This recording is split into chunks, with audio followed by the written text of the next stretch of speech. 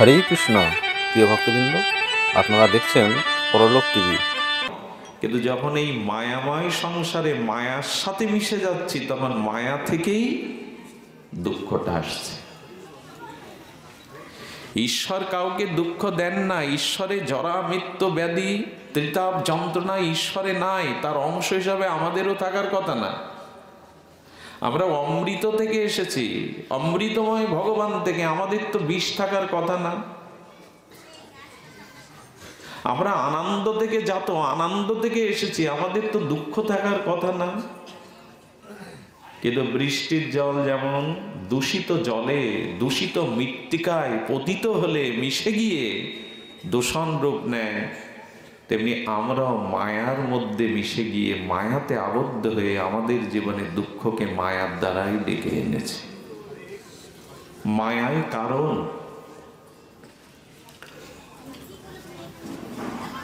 কৃষ্ণ ভুলি যেই জীব অনাদি বহির্মুখ, অতএব মায়া তারে দেয় সংসার দুঃখ।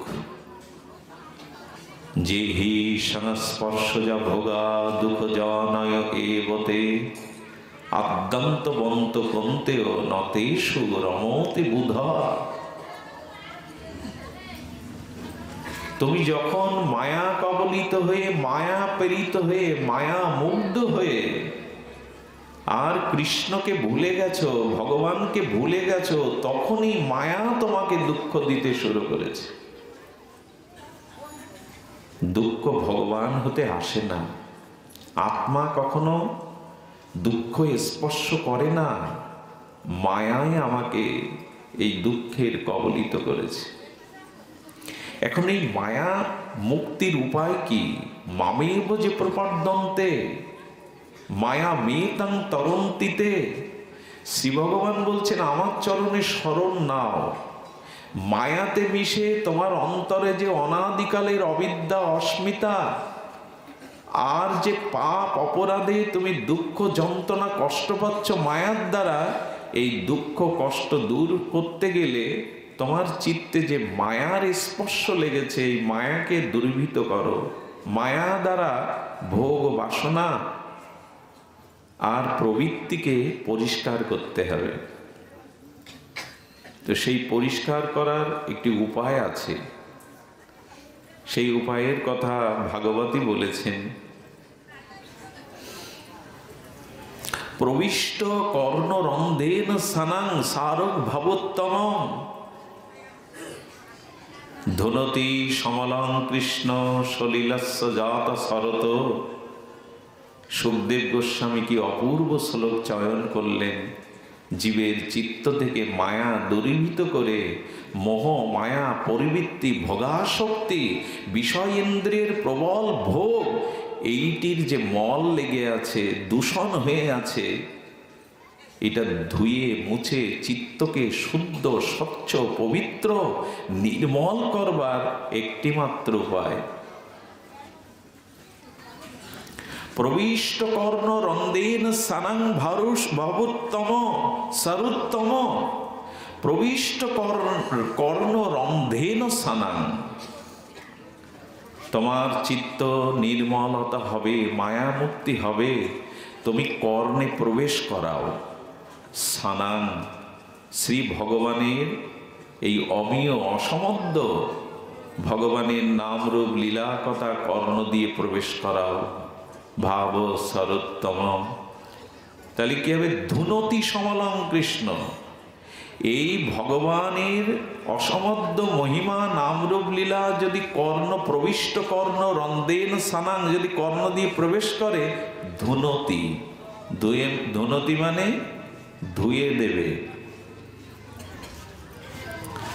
তোমার চিত্ত পাপ মলিনতা বহিরঙ্গা দুর্তর্য মায়া ধুয়ে দেবে। যে মলিনতা লেগেছে, ভোগ প্রবৃত্তি, এগুলো ধুয়ে দেবে।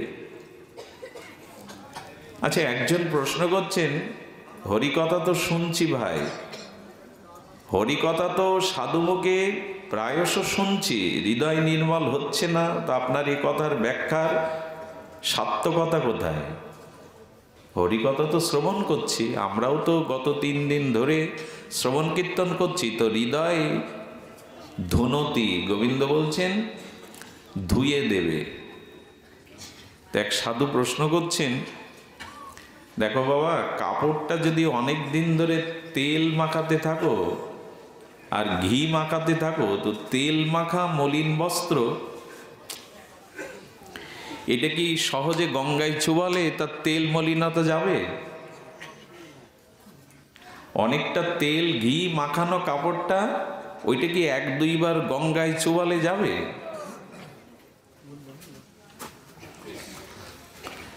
পাঠ চলাকালীন সামনে আসতে নেই, যেখানে আসতে হয় ওখানে বসেই প্রণাম করতে হয়।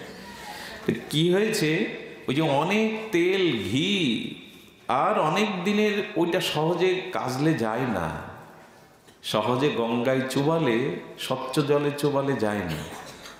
তো অনাদিকালের যে কামনা বাসনা এমন করে জড়িয়ে আবেশ আমার চিত্ত মাঝে প্রলেপ লেগেছে, এটা 1-2 দিনে যাবে না। এই জন্য হঠাৎ করে শ্রবণ করলেই যে একদিনে গেল তা নয়, যাবে। যাদের কাপড়টা স্বচ্ছ, তেল ঘৃত এগুলো লাগেনি না, তারা একটু ধুলেই যাবে। ধুনতি সমলং কৃষ্ণ, গোবিন্দ বললেন তোমাকে ধুতে হবে না, আমি ধুয়ে মুছে দেব। ধুনতি, আহা, পরমহংস কুলতিলকের মুখে কি অপূর্ব তত্ত্বের ঝঙ্কার। বললেন কর্ণ দিয়ে আমার ভাবস্বরূপ উত্তম, এই গুণগাথা ধুনতি সমলং কৃষ্ণ, ভগবান বলছেন আমি ধুয়ে দেব, মুছে দেব। তার একটা দৃষ্টান্ত এসেছে, সলিলস্য যথা সরত। বলছেন দেখুন, ভগবানের প্রায় লীলাগুলো শরৎকালে, শরদচন্দ্র বলেছে না, রাসলীলা কি মাসে হলো?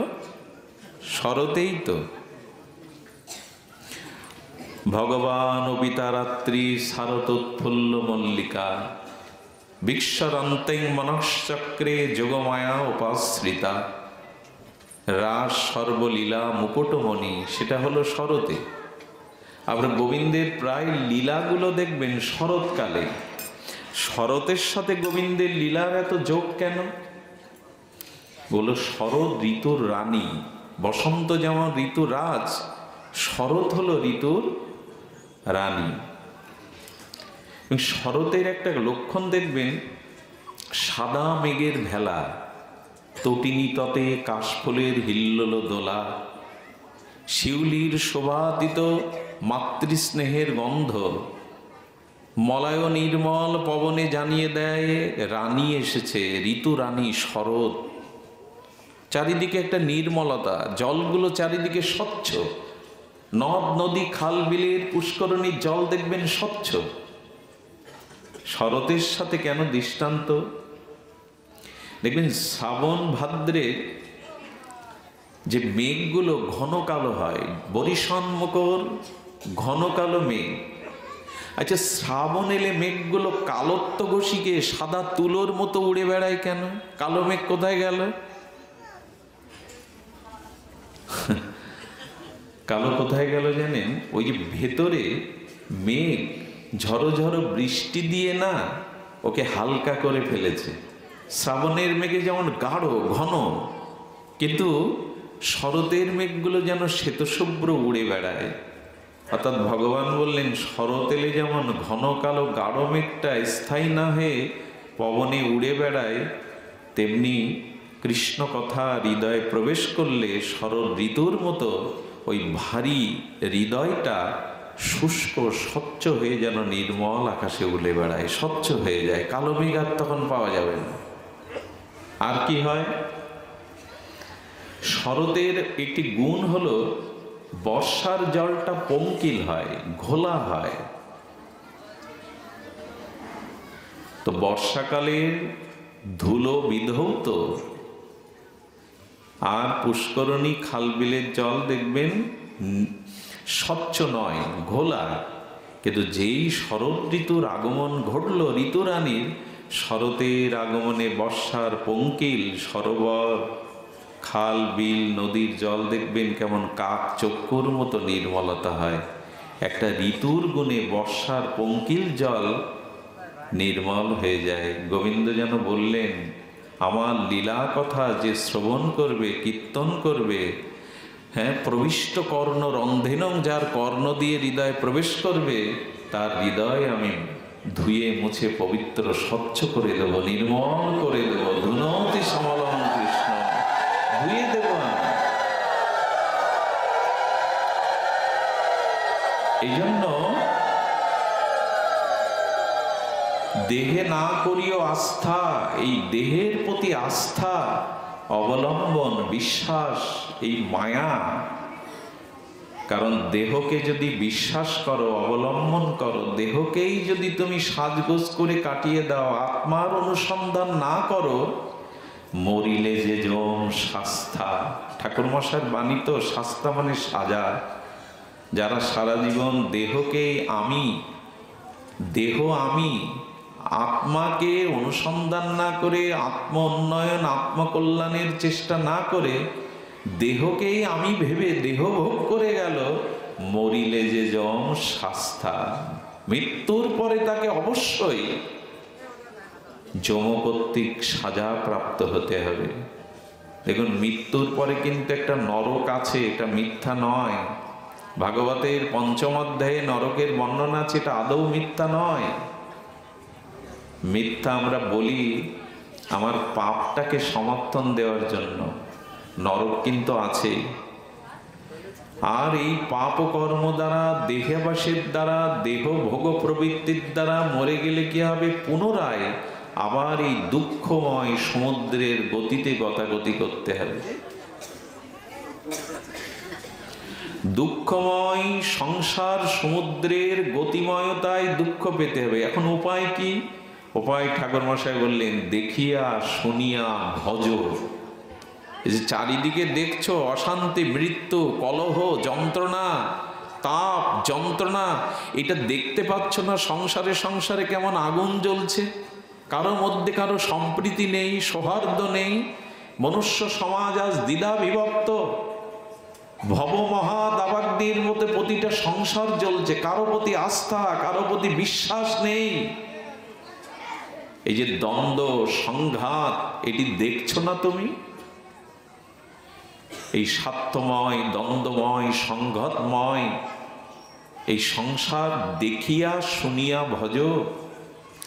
আজ পরিবারে বৃদ্ধ বৃদ্ধাদের দেখো, তাদের দেখবার মতো, ভালো করে আলাপ করবার মতো, তাদের সেবা করবার মতো মানুষ নেই। তাহলে বৃদ্ধাশ্রমের কথা তো আমাদের বেদ পুরাণে ভাগবতে কোথাও নেই। আজ কেন বৃদ্ধাশ্রম শব্দটা শুনতে হবে? এটা তো বেদে নাই, পুরাণে নাই, গীতাতে নাই। আছেন কোথাও? পেয়েছেন বৃদ্ধাশ্রমের কথা? জয়রাধি। পেয়েছেন কোথাও? নাই। তবে কেন আজ বৃদ্ধাশ্রম?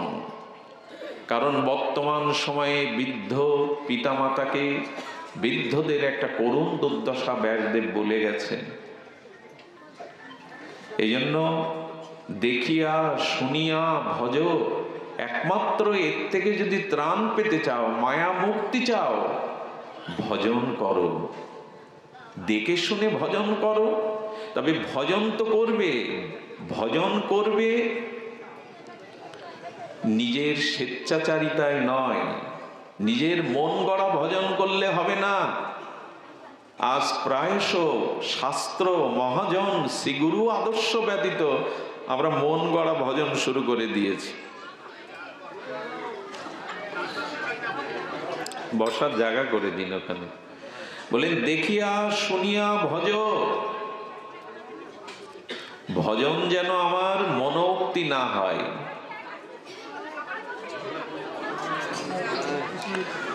আমরা ভজন যেন আমাদের স্বেচ্ছাচারিতায় না করি।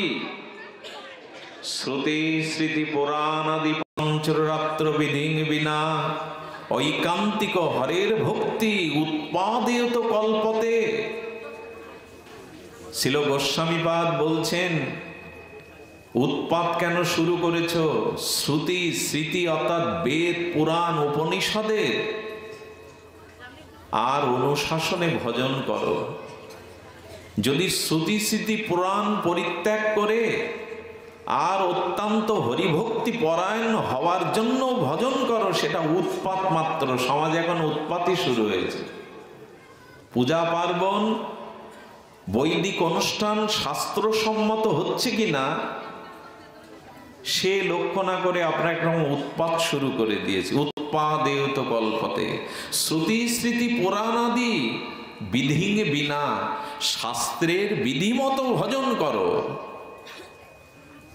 যদি স্বেচ্ছাচারিতায় করতে চাও সেটা উৎপাত হবে, ভক্তি হবে না। এখন উৎপাতই শুরু হয়েছে। কিছু মনে নেবেন না, সুপ্রিম কোর্টের একটা নিয়ম আছে, শব্দ কতদূর ঘনত্ব দূরত্ব এটা আইন করা আছে, আমরা মানি। রাত দুপুর বেলা পূজা মণ্ডপে যা বাজানো হয় তা হার্টের পেশেন্ট যারা, বয়স্ক লোক যারা, তাদের কত যন্ত্রণা দেওয়া হয় জানেন? অসুস্থ শিশুগুলো কত কষ্ট পায় জানেন? আপনি ধর্ম করতে গিয়ে অন্যের কষ্টের কারণ হতে পারেন না, এটা ধর্ম না। পূজার পরে প্রতিমাগুলোকে রাস্তার পারে কিভাবে নিগ্রহ যন্ত্রণায় রাখা হয়, বিকৃতি রূপ নেয়, ধুলাবালি পড়ে। বিগ্রহ অর্চনের পরে তার বিসর্জন প্রয়োজন। এর থেকে আমরা একদিন কালী পুজো, তো সেখানে অশ্লীল নাচ গান কনসার্ট চলছে। জগজ্জননী মা কি চান?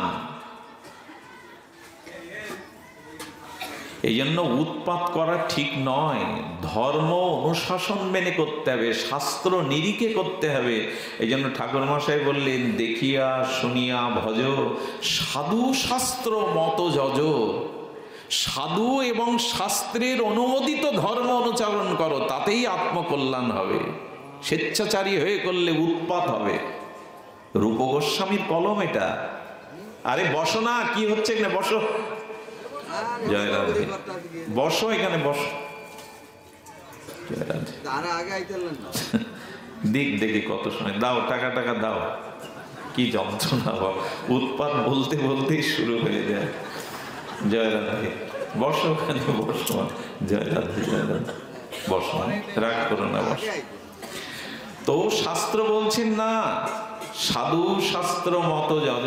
আপনাদের মনে পড়ে ভীষ্মদেব পিতা তর্পণ করছেন, তর্পণের পিণ্ড অর্পিত জল কেশের উপরে দিতে হয়।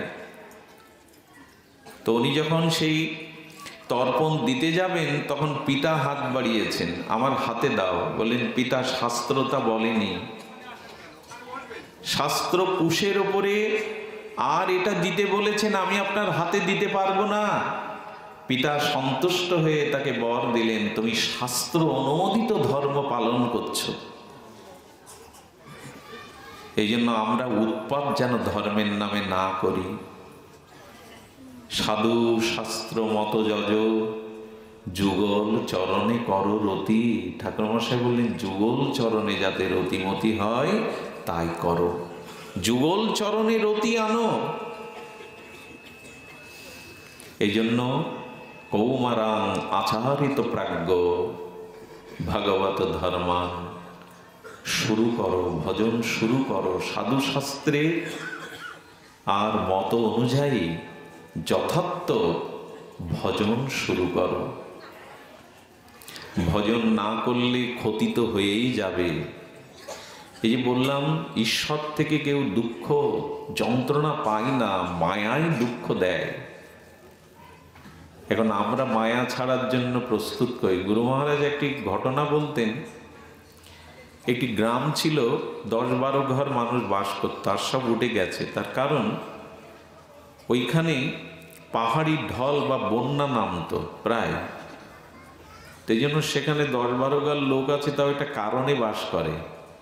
ওই যে বন্যার স্রোতে মানুষের আসবাবপত্র, দামি জিনিস সব ভেসে যায়, ওইগুলো কুড়িয়ে কুড়িয়ে ওরা সংসার নির্বাহ করে।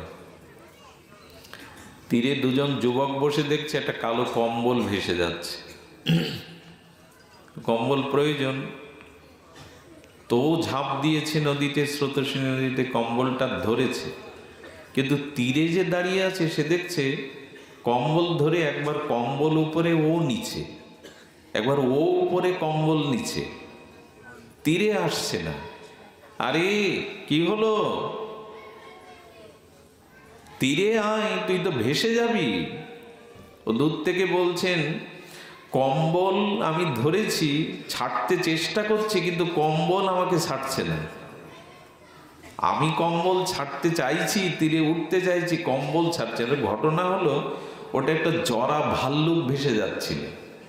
কালো মনে করে, কম্বল মনে করেছেন, ভাল্লুক যতই জরা হোক ছাড়ে কি, ও ধরেছে। আমি মায়া ছাড়তে চাই, মায়া আমাকে, আমরা এরকম বলি আমরা, আমি মায়া ছাড়তে চাই, মায়া আমাকে ছাড়ে না, কত আবেগ দিয়ে বলি।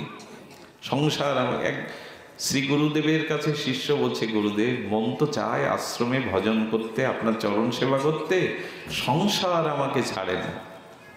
গুরুদেব বলছেন, কালকেই তোকে সংসার ছাড়াবো, তুই আসবি আমার আশ্রমে, আমি তোকে মন্ত্র দিয়ে দেব। শিষ্যকে সিংহদুয়ার দিকে প্রবেশ করতে দেখে গুরুদেব একটা আম্রবৃক্ষের শাখাতে 2 হাত জড়িয়ে ধরে চিৎকার করছে, কে কোথায় আছো, গাছ আমাকে ধরে রেখেছে, ছাড়িয়ে নাও। গুরুদেবের কাছে গিয়ে বলছে, গুরুদেব গাছ কাউকে ধরে রাখে কি, আপনিই তো গাছ জড়িয়ে ধরেছেন, ছেড়ে দিলেই তো চুকে যায়। গুরুদেব তখন বলছেন, মন্ত্রটা তো ওই, আমি গাছ জড়িয়ে ধরে চিৎকার যদি করি, গাছ আমাকে ধরেছে, ছাড়িয়ে নাও, তোর অবস্থা হতো তাই। সংসার কাউকে ধরে রাখে না, তুই সংসারকে জড়িয়ে ধরে রেখেছিস, ছেড়ে দিলেই তো হয়। সংসার কাউকে ধরে রাখে না। দেখুন, সংসার আমাদের অনেক সংকেত দেয়। প্রথমে সংকেত দেয় কানের পাশে চুল পাকে, তাহলে নোটিশ পাঠালাম, সময় হচ্ছে চলে আসা, সংকেত দেয় কি না? কিন্তু মানুষ এত চালাক, চুল কালি করে আসে, তোমার নোটিশ মানলাম না। দশরথ আয়নাতে দর্পণে মুখ দেখতে দেখতে দেখছেন ওনার কানের কাছে চুল পেকে গেছে, মুকুটটা একটু হেলে গেছে। চক্রবর্তী সম্রাট, অধৈর্য নৃপতি দশরথ তখনই সেই দিন দর্পণের মধ্যে নিজের চুল পাকা মুকুট হেলা দেখে বললেন, আর নয়, রাজ্য রামচন্দ্রের উপরেই দিতে হবে, আমার সময় এসছে। ওরা বোঝে। সেই দিনই বশিষ্ঠ কুলগুরুকে ডেকে বললেন, আপনি রাজ্যাভিষেকের নির্ঘণ্ট নির্ণয় করুন, মুকুট আর আমার মাথায় মানাবেন।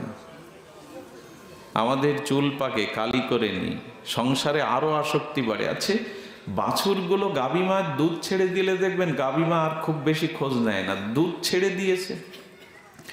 পাখিগুলো ডানা মেলে উঠতে শিখলে, ডানা খেতে শিখলে মা পাখি আর খোঁজ নেয় না। ওরা বোঝে, ছেলে মেয়ে মানুষ করেছেন, 70 অপার হয়ে গেছে, এরপরেও ছাড়বে না, নাতি নাতনি নিয়ে টান। ওদের মুখ না দেখলে আমার চলে না। সংসারী মানুষের খারাপ লাগতে পারে কথাটা, নাতি নাতনি যদি থাকবে, ছেলে বড় করলে, তাদের বড় করলে, আবার নাতি নাতনি নিয়ে তো ভজন করবে কখন, মায়া কাটাবে কখন? পাখিগুলো বোঝে, ছোট বাছুর গাভী বোঝে যে দুধ ছেড়েছে, আর ওর খোঁজ না নিলেও চলবে। আমরা ছেলে মেয়ে বড় করলাম, এবার কেউ কেউ ঠাকুরমা ভাগবতে নাতি নিয়ে আসে, আর ভাগবত আত্মার হয়েছে, ওই ভাগবত। অত মায়া ভালো না, ছাড়তে তো হবে একদিন। এই জন্য ধীরে ধীরে নিজেকে, এই মায়া মুক্তির উপায় আছে, না হলে আমরা এর থেকে নিষ্কৃতি পাবো না। বহুদিনের পুরনো একটি কথা, অনেকবার বলা হয়েছে, আবার একটু ফিরে দেখি আমরা, ভালো লাগবে যদি এর থেকে কোনো চিন্তা চেতনা আমাদের ভিতরে ক্রিয়া করে। দেবর্ষিপাদ নারদ গোবিন্দকে বলছেন, প্রভু আমি পৃথিবী পরিভ্রমণ করে দেখলাম, কোথাও শান্তি নেই। মানুষের সব কিছু আছে, কিন্তু মন বলছে কিছু পাওয়া হয়নি, অসন্তোষ মনে, তৃপ্তি নেই, শান্তি নেই। আর চারিদিকেই শুধু মায়া কবলিত জীবের চিৎকার, আর্তনাদ, হতাশা। তোমার এই মায়া কি রূপ, আমাকে একটু দেখাও না। দেবশ্রীপাদের নারদের এই বাক্যে গোবিন্দ বলছেন, সূর্য যদি অন্ধকার দেখতে চায়, তোমার প্রশ্নটাও তাই হয়ে গেল না? তুমি মায়ামুক্ত, তুমি দেবশ্রীপাদ নারদ, আমার প্রিয় পরিকর, তোমার সামনে মায়া তো দাঁড়াবে না। বলে, প্রভু আপনার অচিন্তনীয় শক্তি, আপনি পারেন না এমন কোনো কাজ নাই, আপনি কৃপা করে একটু মায়াকে দেখান যে মায়ার প্রহলিকায় জীব এত অনন্ত দুঃখ দুর্দশা জরাব্যাধি ভোগ করছে, একটু মায়ার স্বরূপটা দেখান। আচ্ছা, জ্ঞানীকে দেখানো যায়, জ্ঞান দেখানো যায়? জ্ঞান হলো নিরাকার, তাকে দেখানো যায় না। জ্ঞান বোঝাতে গেলে জ্ঞানীকে দেখতে হবে। আলোর প্রকাশ করতে গেলে, আলোর পরিচয় দিতে গেলে পাশে অন্ধকার রাখতে হবে, না হলে আলোর পরিচয় দেওয়া যাবে না। অন্ধকারেই আলোর পরিচয়। তো তদুপরি দেবশ্রীপাদ নারদকে বলছেন, ঠিক আছে তুমি মায়া দেখতে চেয়েছো, কিন্তু একটা সত্য আছে।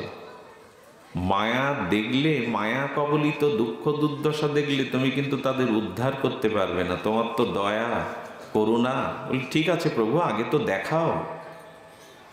বলি, অমুক গ্রামে চলে যাও, ওখানে মায়া শঙ্কর বলে একজন ব্যক্তি আছে, ওনার কাছে গেলে তুমি সাক্ষাৎ মায়া দেখতে পাবে। প্রভু একটু দাঁড়ান, শঙ্কর নাম হতে পারে কারো, কিন্তু মায়া কারো উপাধি এটা তো আমার জানা নেই। তো বললেন, না, ওর নাম পিতামাতা রেখেছিল শঙ্কর, কিন্তু ওর এত, তুমি তো মায়া দেখতে চাইছো, ওর এত মায়া যে ওর নামের উপাধি হয়ে গেছে মায়া শঙ্কর। এক গ্রামে যদি দুইজন বিমল থাকে, দুইজনের একই উপাধি, বিমল রায়, একজন হাড় কৃপণ আর একজন উদার দাতা। অচানা কোনো লোক এসে যদি প্রতীকের কাছে জিজ্ঞাসা করে আমি বিমল রায়ের বাড়ি যাব, তো অনেকেই বলে বসে কি কৃপণ বিমল না ধনী বিমল। কৃপণ কি কারো উপাধি হয়? আসলে ওর ব্যবহারেই ওই পরিচয় উপাধি পেয়ে গেছে। তো দেবশ্রীপাদ সাধু বেশে গিয়ে বলছেন, জয় মাধব, জয় মাধব, জয় নারায়ণ। মায়ের সঙ্গে বলছি, সাধু বাবা কি ভাগ্য আমার, কার মুখ দেখে উঠেছি, বসুন বসুন, আমি বৃন্দাবন থেকে এসেছি, তোমার নাম মায়া শঙ্কর? তো হ্যাঁ। বলে, দেখো সংসারে তো মায়া, দুঃখ যন্ত্রণা, আমি ব্রজধাম থেকে এসেছি, চলো আমার সাথে। বলে, তা কি আর বুঝি না, দিন রাত তো মায়ায় জ্বলে পড়ে মরছি, তবে জ্যান্ত মায়া আসার আগে আপনি কেটে পড়ুন। ওনার স্ত্রীর কথা বলছে। তো একটা মানুষের সাথে কথা না বললে তার ব্যক্তিত্ব পরিচয় পাওয়া, কথা বলতে হবে। 10 জন ম্যাজিস্ট্রেটের মধ্যে একজন মূর্খ যদি কোট টাইপ অন করে গিয়ে চেয়ার টেনে বসে না, ততক্ষণ বোঝা যাবে না ও মূর্খ যতক্ষণ কথা না বলবে। মানুষের ভাব ভাষা হয়ে প্রকাশ পায়। এই জন্য নারদ, দেবশ্রীপাদ নারদ বলছেন, একটু কথা না বললে তোর মায়া কিরূপ ভগবান পাঠিয়েছেন বোঝা যাবে না। স্ত্রী বাইরে এসে কটমট করে তাকাচ্ছে, বলছেন তোমার কাজ না থাকতে পারে, ওকে ছেড়ে দাও, যাও বেরিয়ে যাও, বলেই ঘরে চলে গেল। নারদ বলছে, এরকম জীবন্ত মায়ার সাথে আর কতকাল, চলো বাবা আমার সাথে ব্রজে চলো, শান্তি পাবে, আনন্দ পাবে। বলছে, মেয়ের বিয়ে না হলে তো বাবা যেতে পারছি না, এটা হলো ব্র্যাকেট।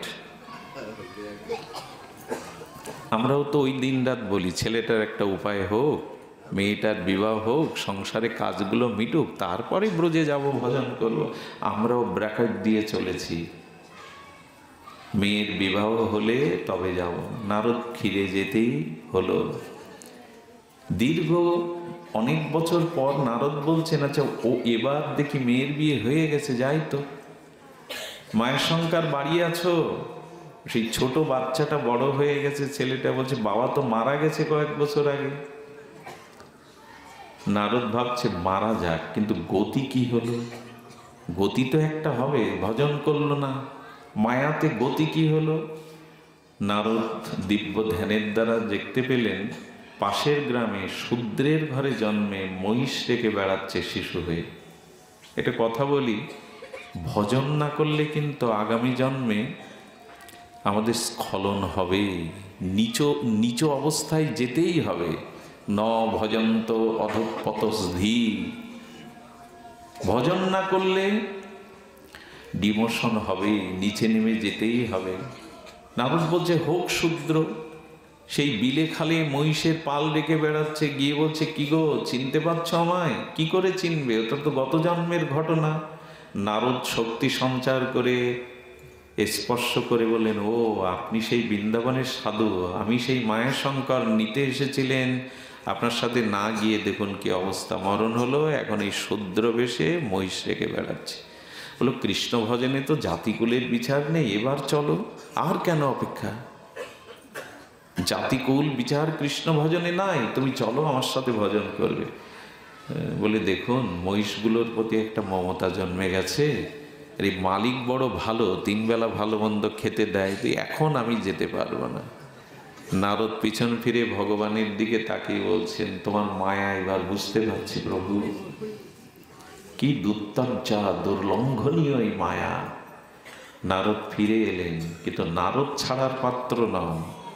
অনেক দিন পরে গিয়ে দেখলো, জানলো সে রাখাল বিষাক্ত সর্পদংশনে মারা গেছে। যাক, এবার কি গতি হলো। আমি একটু কথা বলে রাখি এই অবসরে, এই ভাগবত লীলা কথাটি ওনার নয়, আমাদের। মায়াশঙ্করের গল্প শোনানোর জন্য এই ব্যাসপীঠ না, ভাগবত আমাদেরকে দেখাচ্ছে মায়াশঙ্কর তুমি আমি, আমাদেরও গতি এই হবে যদি ভজন না করি।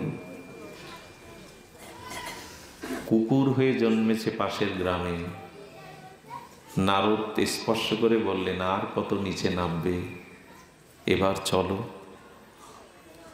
ওকে স্পর্শ করায় পূর্বস্মৃতি ফিরে পায়, বললেন এবার তো আর সম্ভব না যাওয়া, কারণ কুকুর জন্মে তো ভজন হবে না। দেবশিবার নারদ বলছেন হবে, উদ্ধারের পথ আছে, যদি বৈষ্ণবের দ্বারে থাকতে পারো, তার প্রসাদ হরিনাম পেতে পারো, উদ্ধারের পথ আছে। এই নবদ্বীপে বড়াল ঘাটে বড় বাবাজি মহারাজ কুকুরের মহোৎসব করেছিলেন, এক বিস্ময়কর এই বড়াল ঘাটে।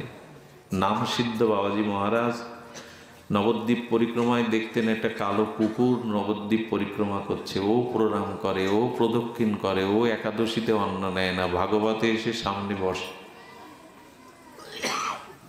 ওই কুকুরটা দেহ রক্ষা করলে বাবাজি মহারাজ তার সৎকার করে সিদ্ধান্ত নিয়েছিলেন মহাপ্রভুর ভোগোৎসব করে কুকুরের মহোৎসব করবে। বৈষ্ণব না হলে এই চিন্তা আসে কারো, ওর উদ্ধার হোক। বাবাজি মহারাজ কুকুরের মহোৎসব শুনে মহোৎসবের নিমন্ত্রণ দিয়েছেন সব নবদ্বীপবাসী প্রাচীন বৈষ্ণবদের, সব বড় বড় মূর্তিকে নিমন্ত্রণ দিয়েছেন। আর তিনি সেবককে বলে দিয়েছেন পথে ঘাটে যত ওর স্বজাতি পাবে, অর্থাৎ সারমেয় কুকুরকে পাবে, হাত জোড় করে গলায় কাপড় দিয়ে নিমন্ত্রণ করবে। যখন দুপুরবেলা প্রসাদের সময় তখন ছড়িয়ে পড়ল বাবাজি মহারাজ মহাপ্রভুর ভোগ রাগ করছেন, কিন্তু কুকুরের মহোৎসবে কেউ আসে বাবাজিরা, কেউ এলো না। কত ডাকাডাকি করলেন বড় বাবাজি মহারাজ, নিতাই গত প্রাণ নাম সিদ্ধ মহাপুরুষ, বলে কুকুরের মহোৎসবে খেতে যাব। বলছে বাবা কেউ আসছে না। বলে আবার ডেকে আনো, আবার অনুরোধ করো, কেউ আসে না। বললেন ওদের স্বজাতিকে নিমন্ত্রণ করেছিলে? বললো হ্যাঁ। কি বিস্ময়কর ঘটনা, ধীরে ধীরে একসাথে 3 থেকে 400 কুকুর এসে পাশাপাশি বসে পাত পেড়ে প্রসাদ পেয়েছিল। এই বিস্ময়কর ঘটনা দেখার পরে নবদ্বীপের বৈষ্ণব সমাজ চমকিত হয়ে গেল বড় বাবাজি মহারাজের এই মহামহিমায়। সকলে বলল কুকুর কখনো পাত পেতে প্রসাদ পায়? 300-400 কুকুর একই সারিতে বসে প্রসাদ পেল। বাবাজি মহারাজ প্রণাম করছেন ওদের। একথা শোনার পরে মহাত্মারা এসেছিলেন, বলে এটা দিব্য অলৌকিক ঘটনা। যখন প্রসাদ বিতরণ শেষ, সন্ধ্যার পরে একটি কুকুর দুয়ারে এসে উপস্থিত, সারমেয়। বাবাজি মহারাজ দরজা খুলে বললেন প্রসাদ আছে ঘরে? বলল নাই। বলে আমি 1 থালা পারস রেখে দিয়েছিলাম। বললেন বাবা প্রথম যাকে নিমন্ত্রণ করেছিলাম সে হলো এই, সবার শেষে এসেছে। বাবাজি মহারাজ বলেছিলেন অলক্ষ্যে অনেক দেবতারাও এই রূপে এসে মহাপ্রভুর প্রসাদ পেয়ে গেল। তোর উদ্ধার হবে রে। বৈষ্ণবের দ্বারের কুকুর হলেও প্রসাদ দিয়ে বৈষ্ণব তরাবেন, হরিনাম দিয়ে তরাবেন। মাঝে মাঝে মনে হয় এমন কর্ম করছে আর হয়তো মানুষ হওয়ার ভাগ্য পাবো না। পশুকুলে যদি যাই তবে যেন বৈষ্ণবের দুয়ারে যেতে পারি, হরিনামটা তো পাবো, একটু প্রসাদ তো পাবো। চল। কুকুরটা তখন বলছেন, আমাদের একটা ধর্ম আছে, আমরা প্রভুর সাথে বেঈমানি করতে পারি না। এই প্রভু আমাকে খেতে দেয়, পোষে, চোর ডাকাত আমি পাহারা দিই, আমি যেতে পারবো না। নারদ বলছে, কি অসীম ক্ষমতা ভগবান তোমার মায়ার। আরো কিছুদিন পর নারদ এসে বলছে, আপনাদের কুকুরটা কোথায় গো? বলে, কি এক অজানা রোগে মারা গেছে, বেঁচে নেই। বলো, যাক, এবার কি গতি হলো? কি দেখলেন জানেন নারদ? দেখলেন একটা নর্দমার মধ্যে 3 দিন আগে কীট হয়ে, পোকা হয়ে জন্মেছে। পোকাটা হাতে তুলে নিয়ে নারদের চোখে জল এসেছে। আর কত নিচে নামবি? মায়া কবলিত হয়ে ভজন না করে আর কত নিচে নামবি? কিন্তু বিস্ময়কর কথা কি জানেন? পোকাটার মধ্যে শক্তি সঞ্চার করার পরে পোকাটা কি বলছে দেখুন, মায়ার কি প্রভাব দেখুন। পোকাটা বলছেন, দেবর্ষিপাদ, আপনার হাতে আমি খুব যন্ত্রণা পাচ্ছি।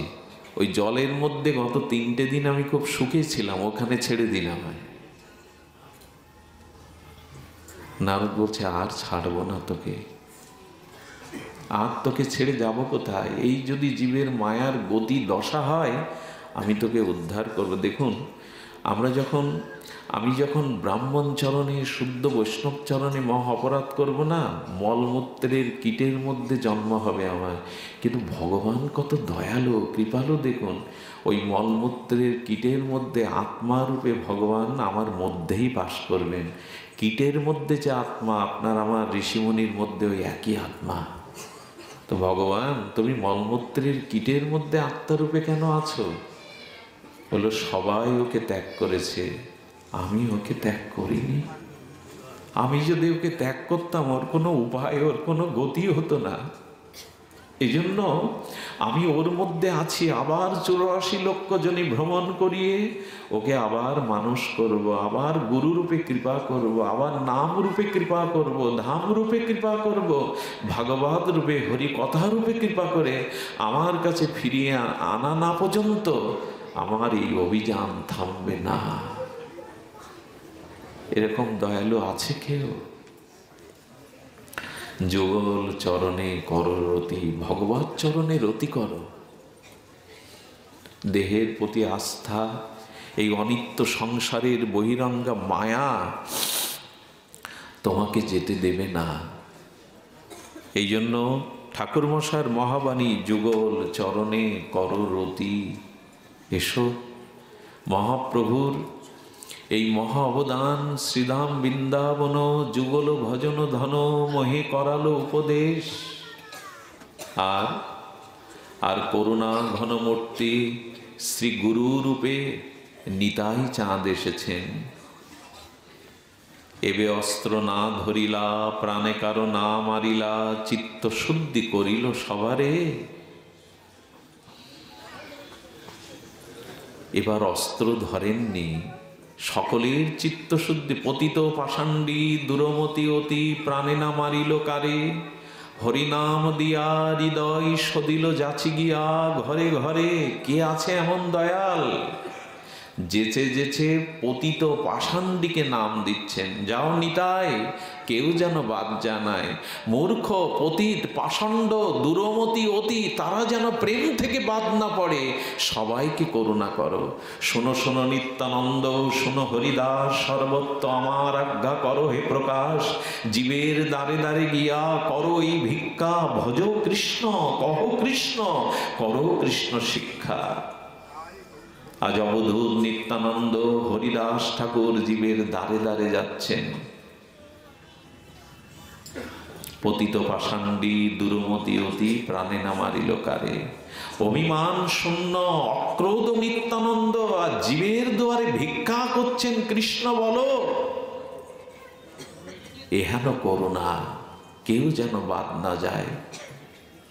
পতিত পাষাণ্ডী মূর্খ তার্কিক কেউ যেন বাদ যায় নিতাই, কেউ যেন বাদ না যায়, সবাইকে হরিনাম দেবে। নিতাই বলছেন সবাই যদি হরিনাম না নেয়, নিতাই নগর পরিভ্রমণ করে কৃষ্ণ নাম হরিনাম বিতরণ করে সন্ধ্যায় আমাকে সন্দেশ দেবে কে হরিনাম নিল না। প্রভু যে নিল না তুমি কি করবে? নিতাই আমি তার কাছে যাব, গিয়ে কি করবে? আমি করজোরে বলবো একবার কৃষ্ণ বলো। স্বয়ং রাধা কৃষ্ণ মিলিত পরদত্ত বলছেন নিতাই আমি তার কাছে করজোরে অনুরোধ করব একবার কৃষ্ণ বলো। প্রভু যদি না শোনে আমি তার চরণ ধরে লুটিয়ে পড়বো যাতে সে কৃষ্ণ বলে, আমি ধুলাই লুটাবো। এই সে দাতা, এই সে দয়ালু আসেনি। সেই নিতাই গৌরাঙ্গের পরম পাবন করুণার যুগে যদি বাদ পড়ে যায় আমাদের কি গতি হবে? করুণাতেই তো এসছেন পতিত পাষাণ্ডীকে প্রেম দেওয়ার জন্য। নিতাই হাত জোড় করবো, না শুনলে তার চরণ জড়িয়ে ধরবো। ধুলাই লুটাচ্ছে আজ পর্বত কাঞ্চন গৌরাঙ্গ তনু, জীবের লাগিয়া কাঁদে প্রভু উচ্চেশ্বরে। ভগবান তুমি কাঁদছো কেন? তোমার তো দুঃখ নেই, সংসার জ্বালা নেই, জরাব্যাধি নেই, তুমি রাধা কৃষ্ণ মিলিত পরতত্ত্ব, তুমি কেন কাঁদবে? ভগবান কাঁদছেন জীবের জন্য, জীবের লাগিয়া কাঁদে প্রভু উচ্চেশ্বরে। কত করুণা তা! আমাদের মতো পতিত পাষাণ্ডীর জন্য তিনি কাঁদছেন। আচ্ছা, ভক্তের লাগিয়া কাঁদে প্রভু উচ্চেশ্বরে শব্দটা কিন্তু প্রশ্ন উঠত। তবে ভক্তের জন্য ভগবান কাঁদতে পারে, প্রিয়ার জন্য প্রিয় কাঁদতে পারে। ফিডব্যাক আসছে দেখুন একটু। প্রিয়ার জন্য প্রিয় কাঁদতে পারে, ভক্তের জন্য ভগবান কাঁদতে পারে, কিন্তু জীবের লাগিয়া কাঁদে প্রভু উচ্চেশ্বরে। প্রতিটি জীবের জন্য কাঁদছেন। জানেন, বড় মরমী কথা, একজনও জীব যতদিন জগতে থাকবে ততদিন ওই জীবের নিজের করবার জন্য গোবিন্দের হৃদয়ে ব্যাকুলতা থাকবে, ব্যথা থাকবে, কবে তুমি আমার হবে। একজনও জীবও যতদিন জগতে থাকবে করুণাময় ভগবানের চিত্তে ব্যথা থাকবে, কবে তুমি আমার হবে। এই করুণা ঘন ভগবানকে ভজন করায় শ্রেয়। আর সেই ভজন এবার আমাদের জন্য দিয়েছেন যুগল ভজন ধন। যুগল চরণে রতি করো, নিতাই গৌর চরণ আশ্রয় করো। হেন অবতারে দ্বার রতিনা জন্মিল। হেন অবতারে আজ নিতাইকে, আজ গুরু রূপে নিতাই, ভক্ত রূপে নিতাই করুণা করছেন।